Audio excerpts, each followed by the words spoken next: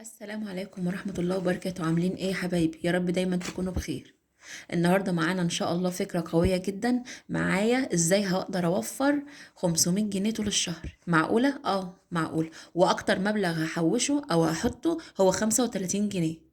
طب بجد الكلام ده؟ ايوه بجد الكلام ده. تعالوا بينا مع بعض نشوف الفكرة ايه هي. يلا بينا نصلي كده على الحبيب المصطفى. اللهم صل وسلم وبارك على سيدنا محمد وعلى اهله وصحبه اجمعين. بصوا معايا يا حبايبي في الفكرة. زي ما انتم شايفين كده، انا هقدر في خلال الشهر ده ان شاء الله، او ابدأي من النهارده، تمام، ابدأي من بكره، ابدأي من دلوقتي. ازاي تقدري توفري 500 جنيه طول الشهر؟ تعالوا ما نشوف مع بعض. بص حبايبي، طبعا عندنا الشهر 30 يوم. انا هجيب كده ورقة وقلم كده وهكتب من واحد، تمام، زي ما اليوم اهوت، اهو، ل30. تمام، من 1 ل30. تمام. اه الفكرة ايه هي بقى؟ يعني اول يوم، تمام، هحط مبلغ جنيه.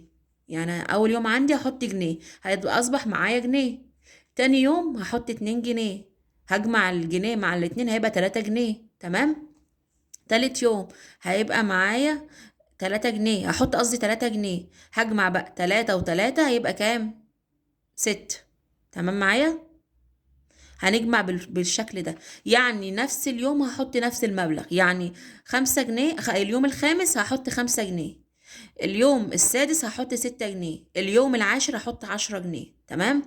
اليوم ال12 هحط 12 جنيه، ال15 هحط 15 جنيه، وهجمع بقى، هحط كله فوق بقى، على بعض على بعض على بعض، لغاية ما بعد كده برضو بص، يعني 17 هحط كام؟ 17 جنيه، هيبقى معايا 153 جنيه. تمام. لو 13 هحط ايه؟ 13 جنيه على الفلوس اللي انا حطيتها في الايام اللي بعد كده، هيبقى معايا 91 جنيه. بعد كده بصوا معايا، 18 هحط 18 جنيه، هيبقى معايا 171 جنيه. 22 هيبقى معايا، هحط 22 جنيه، هيبقى معايا 253 جنيه. عندي هنا 26، اليوم ال26 هحط 26 جنيه، هيبقى معايا 351 جنيه. اليوم ال28، تمام، هحط 28 جنيه، هيبقى معايا 460 جنيه. بس لازم تلتزمي بالأيام وبالفلوس. اليوم ال20 تبقوا ملتزمة كده ان انت هتحطي النهاردة 20 جنيه. اليوم ال21 هتبقي ملتزمة برضو ان انت النهاردة هتحطي 21 جنيه. تمام. اهم حاجة تمسكي ايدك وتلتزمي بالجمعية دي. سميها بقى جمعية، سميها فكرة، هي بصراحة كويسة جدا لو طبقتوها. بس اهم حاجة تمسكي ايدك وتحطي الفلوس بنظام. تمام. بس اصبروا، برضو في معايا فكرة تانية برضو في ايه بعد كده هقولها. تمام. اليوم ال29 هيبقى معايا 29 جنيه. تمام. قصدي اليوم ال29 هحط 29 جنيه، هيبقى معايا 435 جنيه. اليوم ال30 هحط 30 جنيه، تمام، هيبقى معايا 465 جنيه. طب انا دلوقتي معايا 465 جنيه. طيب، عندي بيبقى في 31 في الشهر. اليوم ال31 هحط هنا بقى عشان اوصل، انا عايزه اوصل ل500. تمام. 465، 500 ناقص 465 هيبقى 35 جنيه. هحط في اليوم ده 35 جنيه، هيبقى معايا يا حبايبي 500 جنيه. يبقى اليوم ال31 هحط 35 جنيه، هيبقى معايا كام؟ 500 جنيه. تمام. تمام. طيب حد يقول لي ده احنا اصلا على ما بنوصل لاخر الشهر ما بيبقاش معانا حتى 2 جنيه ولا 3 جنيه. طب احنا نعمل ايه؟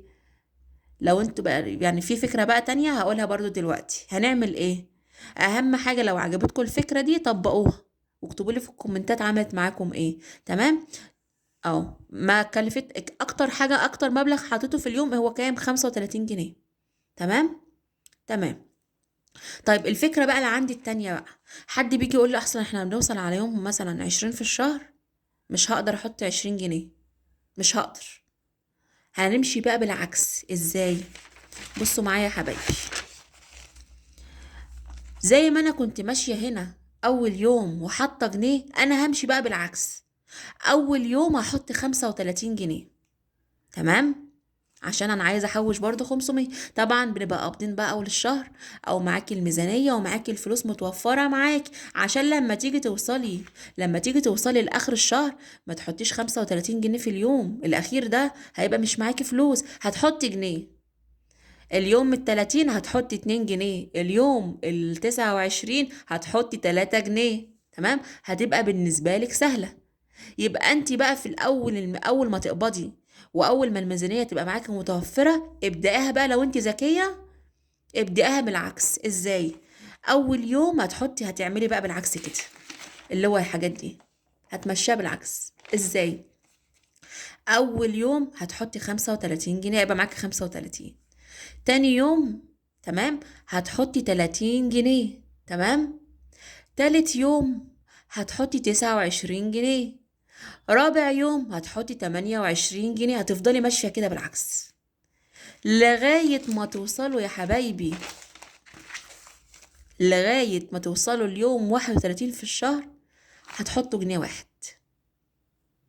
بس أهم حاجة في الجمعية دي أو في الفكرة دي الالتزام. ازاي تقدري تلتزمي؟ انا عندي النهاردة جمعية، لازم احط النهارده اليوم ال30. لو انت هتبدأها من عكس، يبقى النهارده لازم احط جنيه. النهارده مثلا اليوم ال24، لو انت هتبدأي بالفكرة الأولى، انا النهارده ملزمة ان انا احط 24 جنيه. لازم اعتبري نفسك عاملة جمعية مع حد غريب، وما تنتظريش حد يجي يخبط عليك. لا، اول ما كده ما اليوم يبدأ تحط على طول ال24 جنيه. لو يوم 24، لو يوم 28 تحطي ال28 جنيه في قلب جيبي برطمان كده، حطي في قلبه، حوشي لغاية ان شاء الله بفضل الله ما توصلي لاخر الشهر هتلاقي نفسك مجمعة 500 جنيه من الهوا. من الهوا. اكتر حاجة حطيتها ايه في الشهر؟ 35 جنيه. اكتر حاجة حطيتها المبلغ، اكتر مبلغ حطيته 35 جنيه. ما شاء الله، شفتوا الفكرة؟ تمام، عايزاكم تطبقوها عشان ان شاء الله. طبعا برضو داخلين على رمضان يا جماعة، وهنبقى محتاجين برضو اكل وشرب وحاجات مصاريف زيادة. رمضان انت عارفة، برضو انت عارفين رمضان مصاريفه زيادة. تمام، فالفكرة دي برضو نفذوها برضو عشان هتنفعكم في رمضان. هتعوزوا تجيبوا لبس العيد. تمام. هتعوزوا تجيبوا حاجات اكل رمضان زيادة، لحوم وفراخ وسمك وحاجات تانية وعصاير وحلويات، وهتعوزوا عزومات. تمام. يبقى طبقوا بقى الفكرة دي، هتنفعكم. ما تستلفيش، عشان ما تجيش بقى في رمضان او تيجي في اي وقت تستلفي من حد، تكوني مزنوقه ولا حاجه تستلف. لا، انا مش هستلف من حد، انا مش همد ايدي لحد. انا بافكاري وان انا هستر بيتي، انا ده اللي هينفعني. تمام. يبقى انا افضل، انا اللي ساتره بيتي، وانا اللي هعرف ازاي امشي بيتي. تمام يا جماعه. انا هعمل لكم برضو سكرين اهو، هحط لكم برضو الكراسه برضو اهيت، عشان ايه لو عايزين تعملوا سكرين تبقوا ماشيين بها ازاي اهي. شايفين اهي لغايه يوم 17. تمام. بعد كده لغايه يوم 31، لغايه ما توصلي ل 500 جنيه. تمام. تمام. طيب، اسيبكم بقى في رعايه الله وحفظه، واشوفكم في فيديو جديد ان شاء الله. مع السلامه.